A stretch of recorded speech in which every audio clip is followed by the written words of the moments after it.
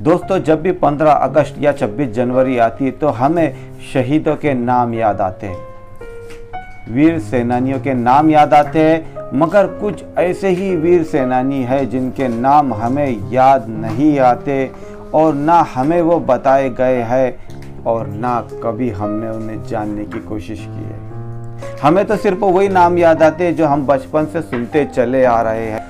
मगर कुछ ऐसे भी वीर सेनानी हैं जिन्हें इतिहास भूल चुका है, मगर हिंदुस्तान की ज़मीन आज भी उन्हें याद करती है, जिन्होंने अपनी आन जान देकर हमें अंग्रेजों से आज़ादी दिलाई। जी हाँ दोस्तों, मैं बात कर रहा हूँ भारत के पहले शहीद मोहम्मद बाकर की, जिन्होंने अपनी पत्रकारिता के जरिए सोए हुए दिलों को जगाया, क्रांति पैदा की और अपने अखबार के जरिए लोगों में एक ऐसी लहर पैदा की कि लोग उनके अखबार पढ़ने का इतना इंतज़ार करते थे जैसे सुबह होते ही परिंदे सूरज का निकलने का इंतज़ार करते हैं। वैसे ही सन 1857 में, उस ज़माने में जो हिंदुस्तान पूरा अंग्रेज़ों के जुल्म और सितमों से भरा हुआ था, उस वक़्त मोहम्मद बाकर ने एक उर्दू दिली अखबार खोला और अपने अखबार के जरिए सोए हुए दिलों को जगाया।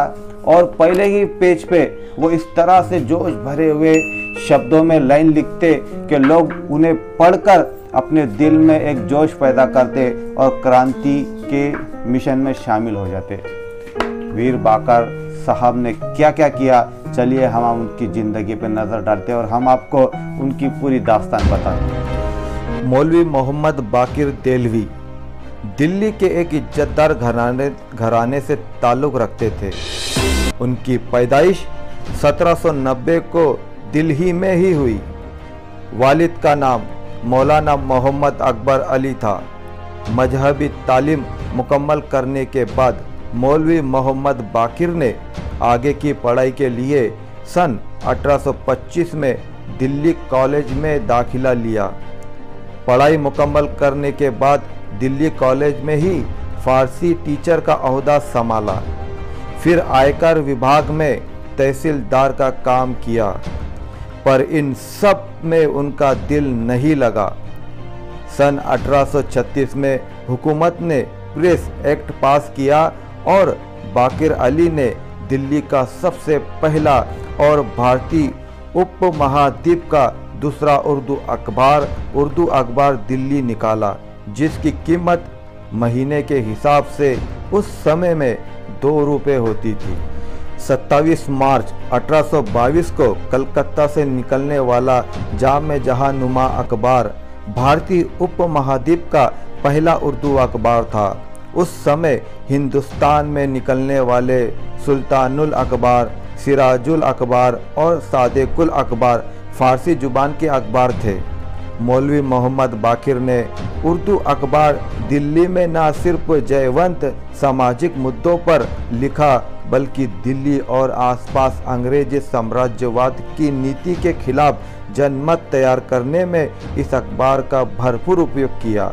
वो अपने अखबार में अंग्रेजी विस्तारवादी नीति के खिलाफ लगातार लिखते रहे। और दोस्तों, उस वक़्त ना तो इंटरनेट जैसी सेवाएं थी और ना ही टेलीफोन था, मगर फिर भी मोहम्मद बाकर पूरे हिंदुस्तान में जो अंग्रेज़ों के जुल्म चल रहा था उसका पूरा अपने अखबार में लिखते। इससे पूरी अंग्रेजी हुकूमत परेशान हो चुकी थी कि ये इंसान हमारे लिए बहुत ख़तरनाक है, जो हमारी हर करतूत को अपने अखबार में लिखता है, और इसे कौन सी ऐसी ताकत है जो हमारा हर हिसाब इसे दे देती है। आवाम के बीच अपने जोशीले लेखन के कारण वो बेहद लोकप्रिय थे। हिंदू मुस्लिम एकता के कट्टर समर्थक ये पत्रकार दोनों कौमों के बीच फूट डालने की अंग्रेजों की कोशिशों को लगातार बेनकाब करते रहे। 1857 में स्वतंत्र सेनानियों ने अंग्रेजों के खिलाफ बगावत का बिगुल फूंक दिया और बहादुर शाह जफर को अपना नेता बना लिया। तब भला मौलवी बाकर कैसे खामोश रह सकते थे। बहादुर शाह जफर को अपना समर्थन देने के लिए 12 जुलाई 1857 को उन्होंने अपने अखबार उर्दू अखबार दिल्ली का नाम बदलकर अखबार उज जफर कर दिया और अंग्रेजों के विरोध में शनिचर की जगह रविवार को अखबार शाये करने लगे। अंग्रेजों का दिल्ली पर दोबारा कब्जा होने के बाद उन्होंने मोहम्मद बाकर को खतरा बताते हुए उन्हें फौरन गिरफ्तार कर लिया और एक झूठा मुकदमा चलाकर उन्हें सजाए मौत का हुक्म सुना दिया। 13 सितंबर 1857 को कलम के इस सिपाही को मोहम्मद मौलवी बाकर देलवी को 67 साल की उम्र में तोप के मुंह से बांधकर उन्हें उड़ा दिया गया, जिसके वजह से उनके बदन के परखचे उड़ गए। जब मोहम्मद बाकर को तोप से बांध दिया गया तो उनके मुंह से जो आखिरी जुमले निकले थे वो यही थे, मेरे देशवासियों, वक्त बदल गया है, निज़ाम बदल गया, हुकूमत के तरीके बदल गए, अब ज़रूरत है कि आप खुद को भी बदल लो। अपनी सुख सुविधाओं में जीने के बचपन से चली आ रही आदतें बदलो, अपनी लापरवाही और डर में जीने के मानसिकता बदल दो। यही वक्त है, हिम्मत करो और विदेशी हुक्मरानों को देश से उखाड़ फेंको। देखा दोस्तों आपने, ये थे मोहम्मद बाकर, जिन्होंने अपने कलम के जरिए पूरी अंग्रेज़ी हुकूमत को हिला डाली और उन्होंने अपने हिंदुस्तानी होने का एक हक अदा किया। ये पहले पत्रकार थे जिन्होंने अपने पत्रकारिता के जरिए लोगों के दिलों में क्रांति पैदा की और वो क्रांति ने हमें आज़ादी दिलाई। मगर अफसोस कि भारत में आज उनका नाम कहीं सुनाई नहीं देता।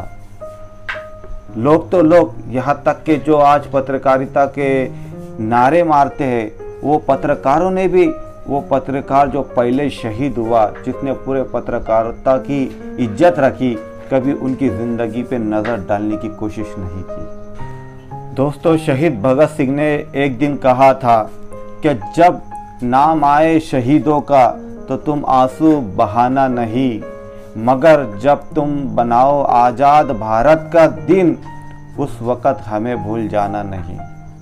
आज वही हो रहा है दोस्तों, जिन लोगों ने हमारे लिए कुर्बानी दी, देश को आज़ादी दिलाई, वो लोगों के नाम आज हम भूल चुके हैं। दोस्तों, मुझे दीजिए इजाज़त, मैं अगली वीडियो फिर लेके आऊँगा आपके लिए, जिन ऐसे ही शहीद वीर सेनानियों का जिनका नाम इतिहास में नहीं है मगर इस ज़मीन पे उनका लहू है। जब तक के लिए अपना ख्याल रखिए, खुश रहिए। जय हिंद, जय महाराष्ट्र और आप सबको 15 अगस्त की हार्दिक शुभकामनाएं।